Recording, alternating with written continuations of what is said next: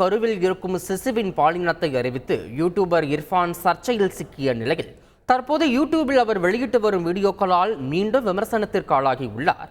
தனக்கு பிறக்கப் போகும் குழந்தையின் பாலினத்தை அறியும் ஆர்வ மிகுதியில் மனைவியை துபாய் அழைத்துச் சென்ற இர்ஃபான் கருவில் இருக்கும் சிசு ஆணா பெண்ணா என்பதை அறிந்து சிசுவின் பாலினத்தை அறிவித்தது பெரும் சர்ச்சையை ஏற்படுத்தியது. இதுகுறித்து இர்ஃபானிடம் அவரது இல்லத்திற்கு நேரில் சென்று சுகாதாரத்துறை அதிகாரிகள் விசாரணை நடத்திய நிலையில் தன் தவறை உணர்ந்து மன்னிப்பு கேட்ட இர்ஃபான் சிசு கலைப்பு தொடர்பாக விழிப்புணர்வு வீடியோ ஒன்றை வெளியிடுவதாகவும் உறுதி தெரிவித்திருந்தார்.